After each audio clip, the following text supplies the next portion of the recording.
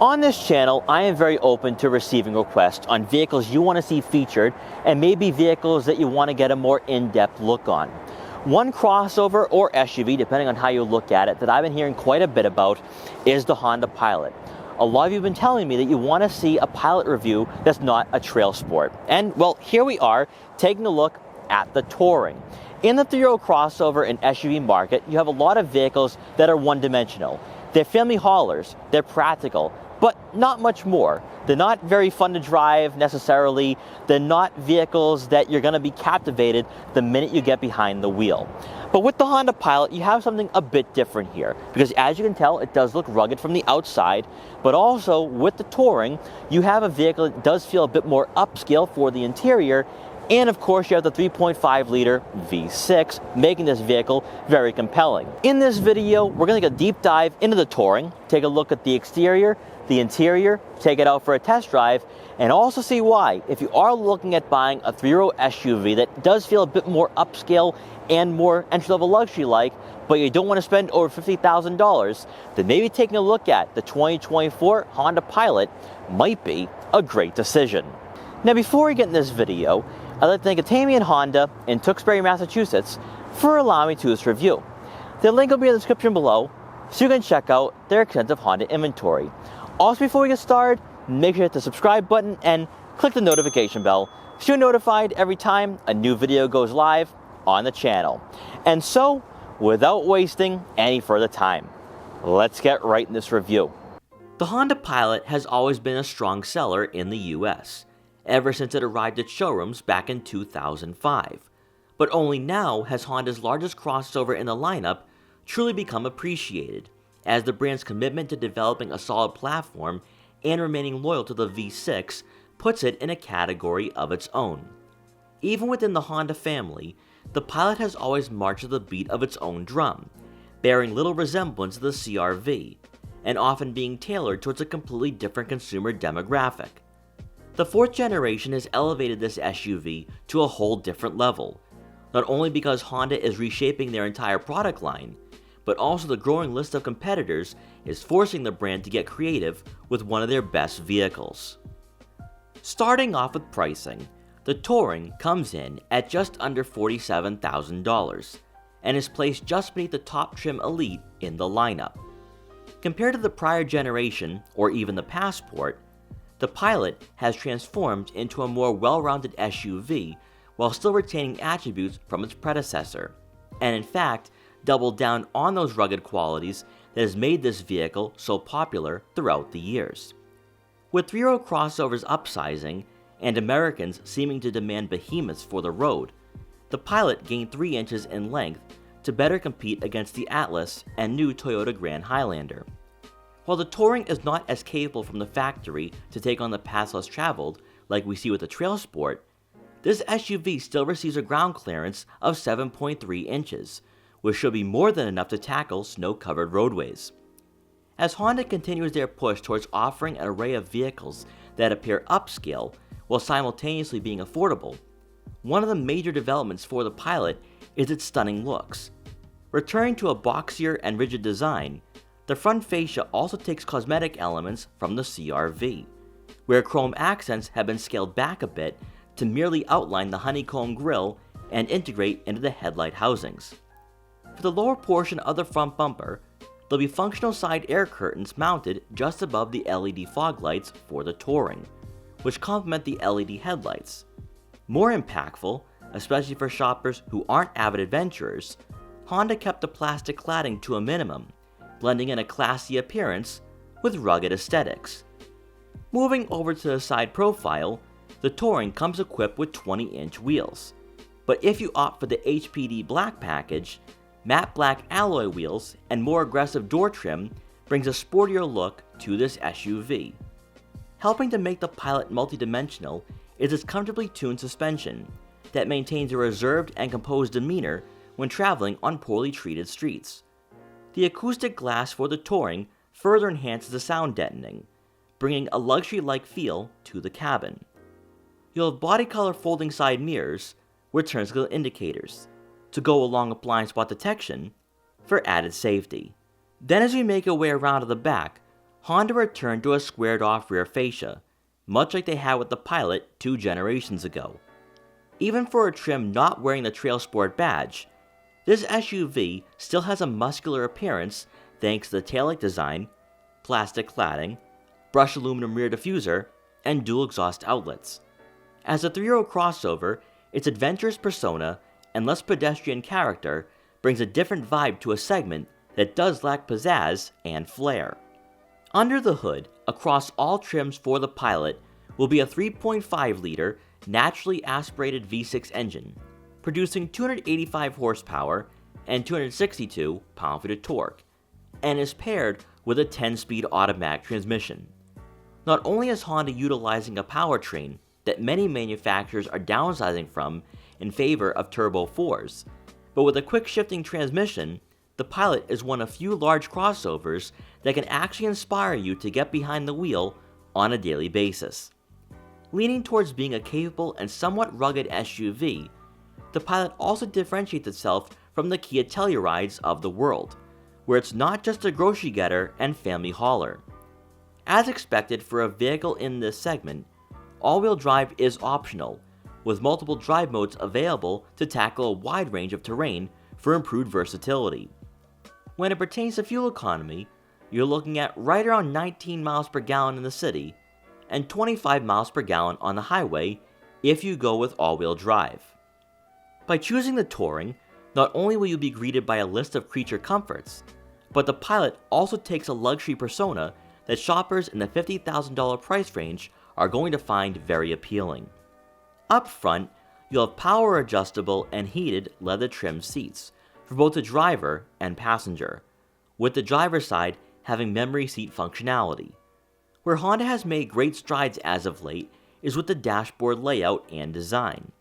And despite there being a sense of minimalism, the mixture of technology with physical buttons and soft touch materials found throughout provides a welcoming driving environment for all occupants inside. In front of you will be a half analog, half digital gauge cluster, which can be found throughout the Honda family. For those demanding a full digital display, you'll have to spend a little extra for the Elite. From this screen, you can scroll through vehicle settings, the tire pressure monitoring system, seatbelt reminder, all-wheel drive torque distribution, and audio settings. Then taking a glance over to the infotainment system, you'll have a 9-inch touchscreen with wireless Apple CarPlay and Android Auto compatibility to go along with onboard navigation, and with the Touring, you'll have the upgraded Bose Premium sound system, which not only amplifies the audio of your favorite music, but will make your voice easier to hear for passengers in the third row when activating cabin talk. For a user interface in this segment, the touchscreen is very responsive, and the resolution is rather impressive. There'll be quick access icons mounted at the bottom of the screen, and physical buttons to the left that will get you back to the home screen, but also adjust the radio volume and give you the ability to scroll through your radio presets. As always, you'll have a multi-angle rear backup camera with trajectory and rear cross-traffic alert to help you park your Pilot. Below, you'll find the dials for the tri-zone climate control and buttons for the 3-level heated seats, front and rear defrosters, and AC. Then as we make our way towards the center console, you'll have a USB and USB-C input with a 12-volt outlet, and found beneath that is your wireless phone charging pad and a cubby for other smaller items. For the center console itself, the drive mode selector, auto start stop, hill descent control, and electric parking brake are all placed within arm's reach of the driver. Then for the center storage compartment, there's plenty of room for a small water bottle or two. And then to round out the front seating area, above will be a panoramic moonroof, which will let in a lot of natural light to the interior. Now moving on to the second row, we're going to start off on the passenger side. And this seat's been adjusted all the way back and is somewhat on a recline. And I have plenty of legroom here, but there's a few things I want to point out about the Pilot. One, you get 41 inches of legroom, which makes the Pilot one of the more spacious options in this segment. But also with these seats, they slide forwards and backwards on rails, and they also recline by about 10 to 15 degrees, giving you plenty of headroom if you are a taller passenger. Now, if you are just an average-sized adult, you can have plenty of headroom regardless, because even with the massive panoramic moonroof, The Pilot has a higher roofline and a traditional SUV roofline, giving you the interior space necessary to accommodate people in both the second and third rows. Also, another thing too I like about the Pilot is that these seats do provide a good amount of support and bolstering, especially when they're reclined. You can just relax and have no care in the world. Then moving on to the center seat, we do have a flat floor here, giving you the ability to squeeze in that third person. Now, shoulder room is not going to be an issue at all. Of course, with the Pilot, it is wider than the CR-V, although the CR-V is spacious enough to accommodate that third person. But with the Pilot, you're going to have that room where I think you could have 3 average-sized adults sit back here very comfortably. Then on the driver's side, this seat's adjusted a bit more further up. And once again, I have plenty of legroom here. So regardless of your height, regardless of your age, I think you're going to be very relaxed and enjoying your driving experience with this crossover.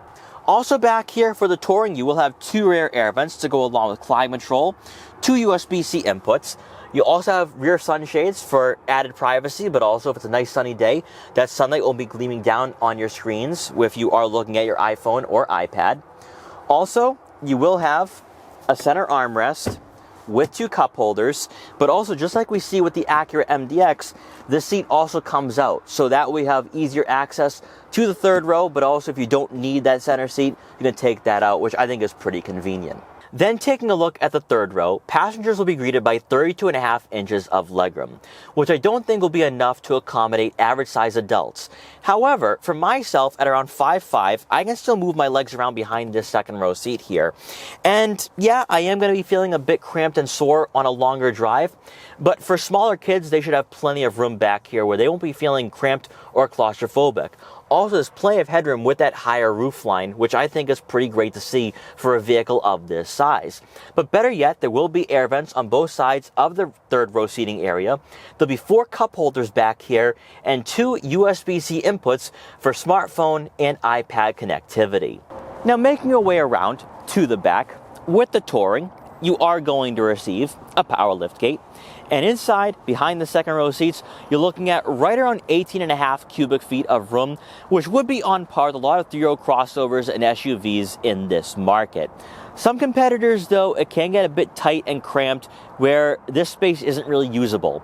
But I was able to fit all my camera gear today, no problem. So that's 2 bags of camera gear, a gimbal box, and a tripod, and still had additional storage for some smaller items. Now, you are going to have a cubby on the left side of the rear cargo area for maybe a couple water bottles, car detail equipment, or maybe even a first aid kit. But the Pilot also has a secret where beneath the floor mat, you are going to have another storage compartment. And this is actually quite deep, where I think you could fit, at least for myself, another camera bag.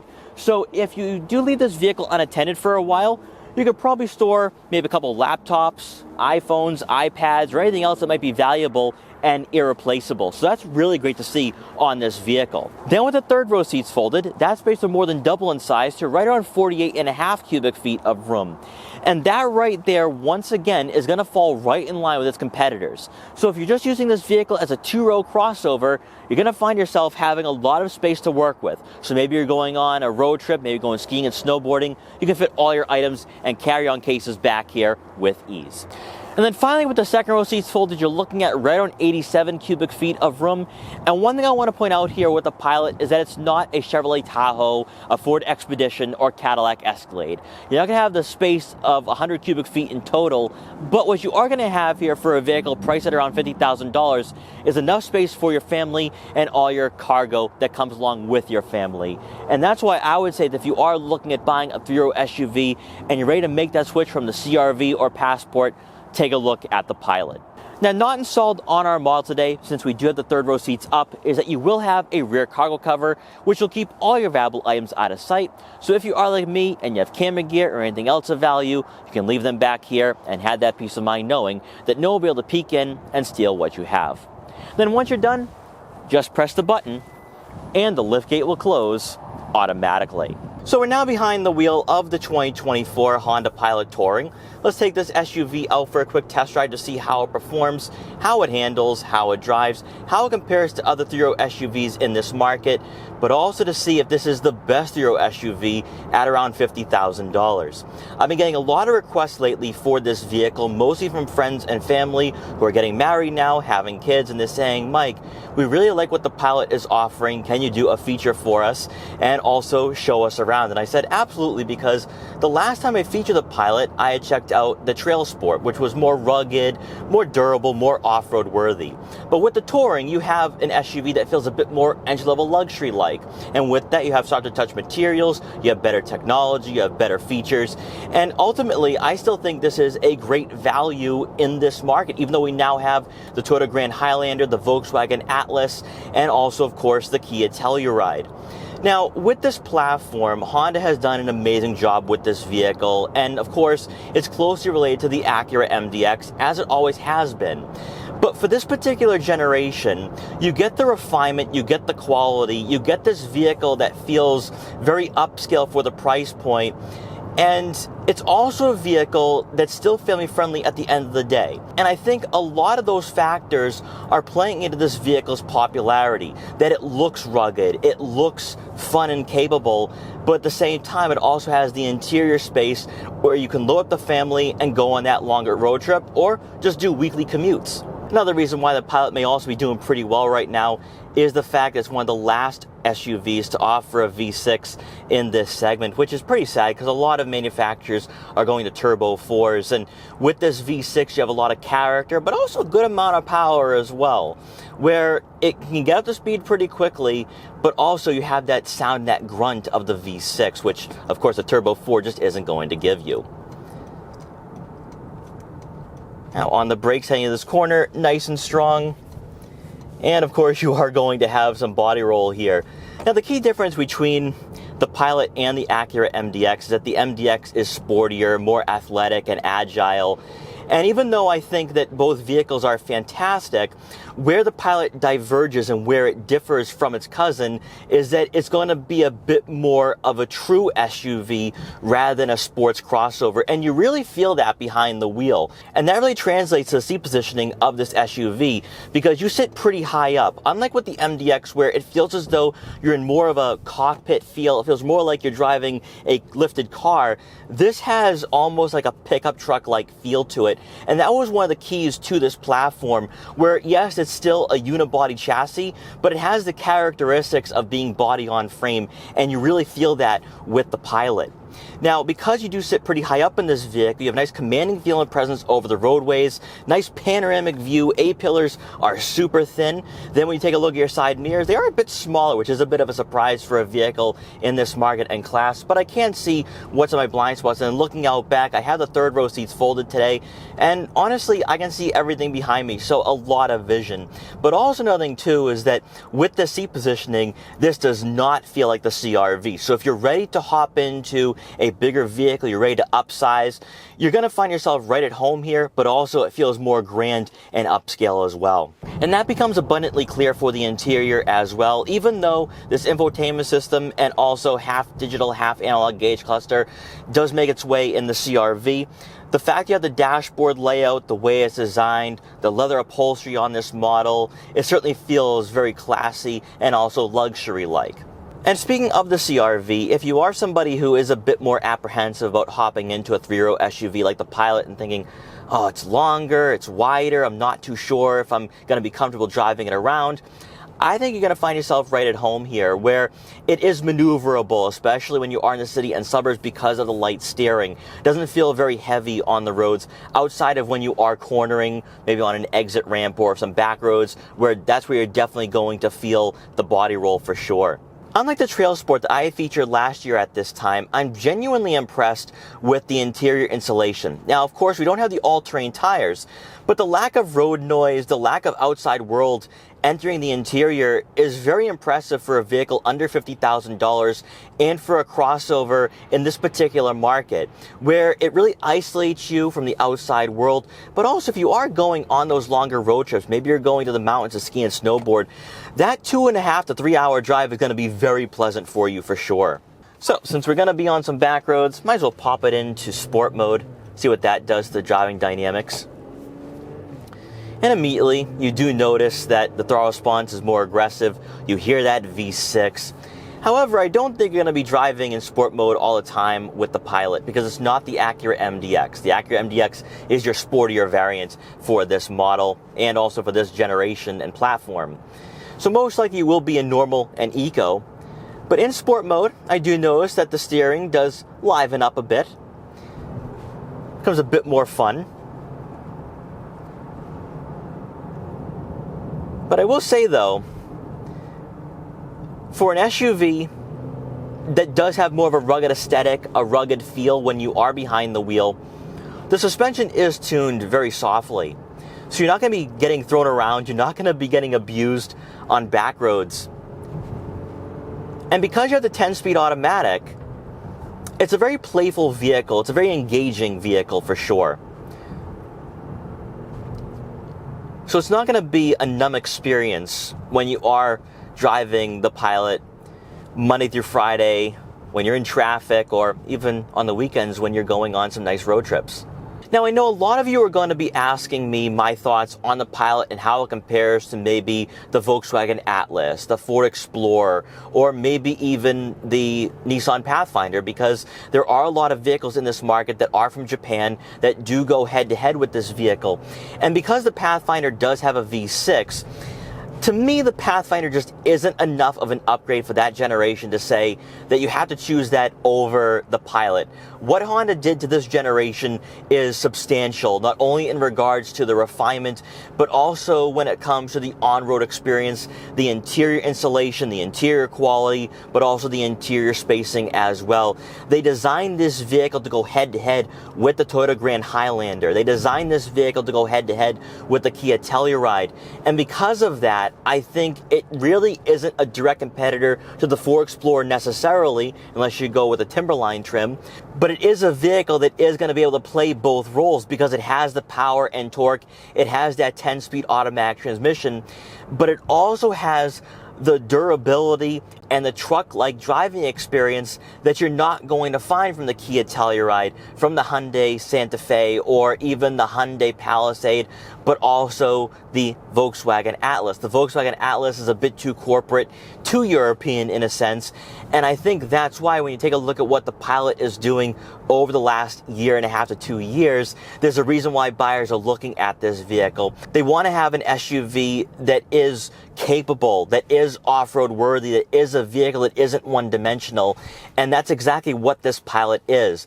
And even though a lot of people will say, well, I'd rather have the Acura MDX, but with the MDX, because Acura is the performance division, you're getting a sports crossover driving experience rather than one that is off-road worthy. And I think that for a lot of people who do have families, they're going to choose this at the end of the day rather than spend an extra 5 to 10 grand on that MDX. But ultimately, it's going to be the platform that is going to be the deciding factor for this vehicle in my mind, especially if you are comparing it to the rivals, because you're getting a great powertrain, you're getting a proven powertrain with the 3.5 liter V6, but also you're getting the interior space, the practicality, and of course you're getting the overall refinement, which you're just not going to find from some domestic rivals.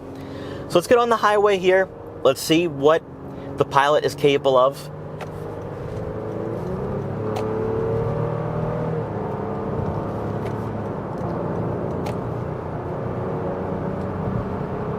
Plenty of passing power, nice crisp gear shifts, and once again, at highway speeds, there's not a lot of road noise associated with this vehicle.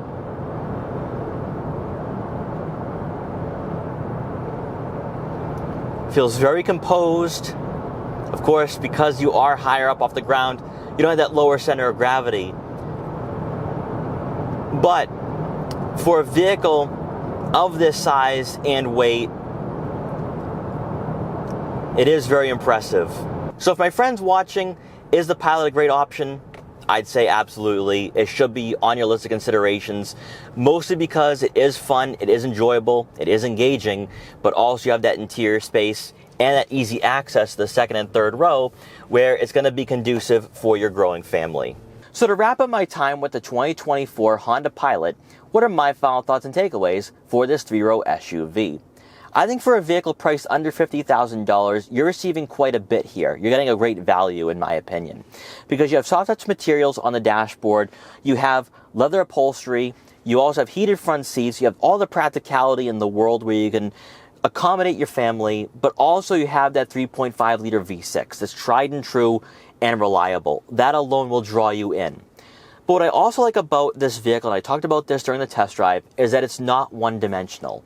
It's not just a family hauler. It can be adventurous, it can be fun, it can be off-road worthy, even in touring form. Although I think that you're going to want to go with the Trail Sport if you are somebody who is an avid adventurer, maybe encounters winter road conditions 3 to 4 months out of the year, or you go on gravel roads all the time.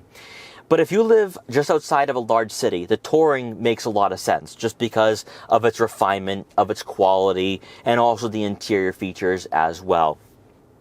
What I also like too is that this vehicle doesn't feel mundane or boring, and a lot of vehicles in this market definitely feel like that. And because this particular platform resembles a body-on-frame chassis, just its mannerisms, its characteristics, you're going to like that it does have that rugged appeal. And a lot of manufacturers really stick to having a traditional crossover feel and on-road driving experience. But with the Pilot, it's a bit different in that way. Also, another thing too is that if you're somebody who doesn't want to max out their budget, you don't want to spend $60,000 on an Acura MDX, you're getting the benefits of being on the same platform with the Pilot, but you're also getting a vehicle that I think is a bit more durable, that you can throw around, you can abuse a bit, and it's not going to abuse you. The suspension is nice and soft, but also with the interior insulation, as I talked about, it's so conducive for a family, especially a young family. And that's why I think that if you are somebody looking to upgrade from that CR-V, from that Passport, or maybe you're new to the Honda lineup, that's where I think the Pilot is going to be a great choice if you do have 2 or 3 kids, if not more. So guys, I hope you enjoyed this video. If you did, please like, comment, share, and subscribe for more. Also make sure to follow me on Instagram at Boston Autoblog so you can see what I'm up to and what vehicles I'll be featuring in the future. And I will see you guys next time.